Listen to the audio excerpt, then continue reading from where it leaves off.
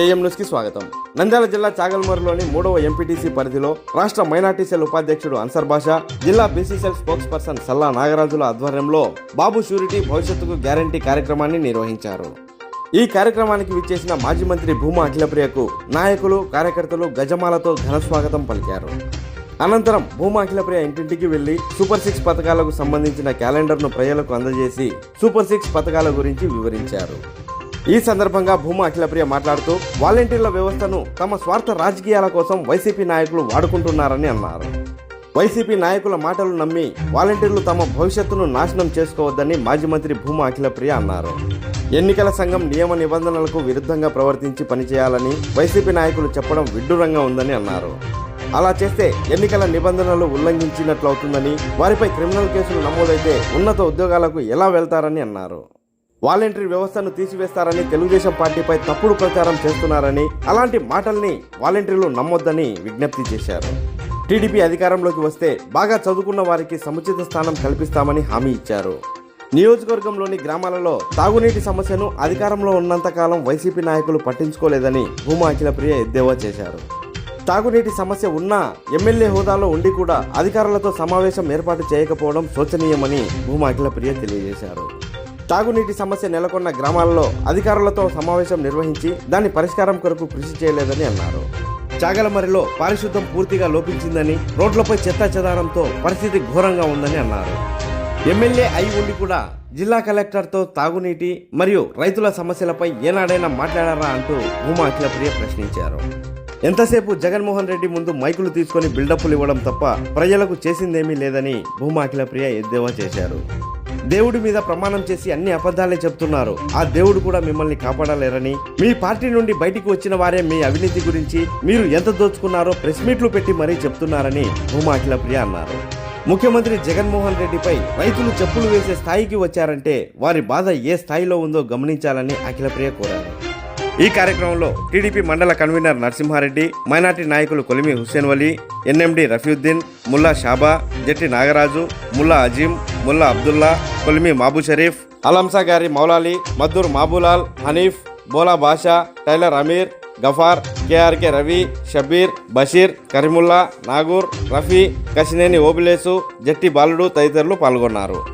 YCP నాయకులు ఎంత దారుణంగా ఈరోజు స్టేట్మెంట్లు ఇస్తున్నారంటే, స్వయాన జగన్మోహన్ రెడ్డి గారే మీరు వాలంటీర్ ఉద్యోగానికి రాజీనామా చేసైనా సరే బయటపడి తిరగండి అని చెప్పి మాట్లాడుతున్నాడంటే, రేపు పొద్దున వాళ్ళ మీద కేసులు పడితే, క్రిమినల్ కేసులు పడితే వాళ్ళ కుటుంబాలను ఎవరు ఆదుకుంటారు? వాళ్ళ జీవితాలు చెడిపోతే ఎవడు కాపాడుతాడని చెప్పి జగన్మోహన్ రెడ్డి గారు ఆ స్థాయిలో, ఒక ముఖ్యమంత్రి స్థాయిలో ఉండాల్సిన హోదా కానీ, ఒక ముఖ్యమంత్రి మాట్లాడాల్సిన మాటనది ఏ విధంగా మీరు వాలంటీర్లు రాజీనామా చేయమని చెప్పి మాట్లాడతారు? రేపు పొద్దున అదే పిల్లలకు ఉద్యోగాలు వస్తారని గ్యారంటీ ఏందండి? రేపు పొద్దున క్రిమినల్ కేసు పెడితే రేపు పొద్దున వాళ్ళు ఏదైనా ఉద్యోగానికి అప్లై చేసుకోవాలంటే ఆ క్రిమినల్ కేసు కనపడుతుంది కదా. మరి ఏ విధంగా మీరు మీ పార్టీ కోసం పనిచేయడానికి ఈరోజు వాలంటీర్లు బలి చేస్తారా?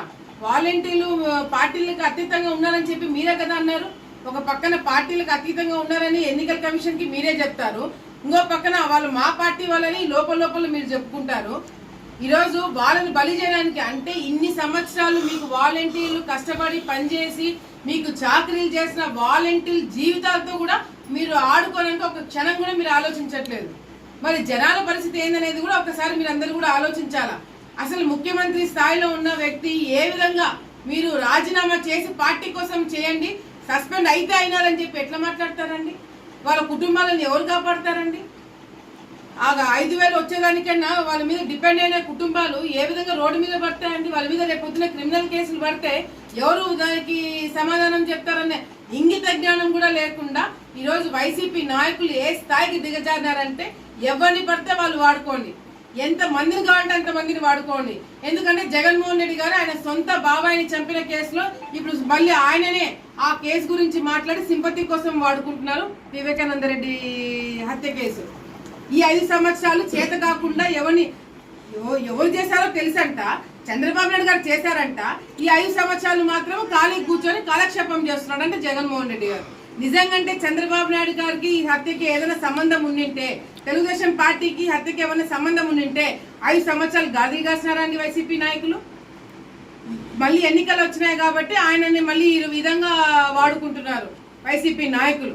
అంటే సొంత కుటుంబ సభ్యులను చంపి ఆ చావుని ఏ విధంగా వాడుకోవాలనేది కూడా ఈరోజు వైసీపీ నాయకులు చాలా బ్రహ్మాండంగా నేర్పించినారు.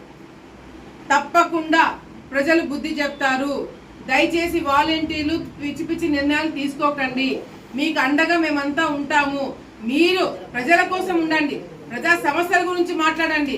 ఎన్నికల కమిషన్ ఎట్లా చెప్తే అట్లా వినండి తప్ప జగన్మోహన్ రెడ్డి గారు చెప్పారని మీరు రాజీనామా చేసి పెన్షన్ పంచడానికి ముందుకెళ్తే మాత్రము క్రిమినల్ కేసులు మీరు ఎదుర్కోవాల్సి వస్తుంది. రేపు పొద్దున మీ భవిష్యత్తుకి అది ఇబ్బంది కలుగుతుందని మీరు ఒకసారి మీ తల్లిదండ్రుల గురించి, మీ భవిష్యత్తు గురించి ఆలోచించుకొని నిర్ణయం తీసుకోవాలని చెప్పి కూడా ఈ సందర్భంగా తెలియజేసుకుంటున్నాను.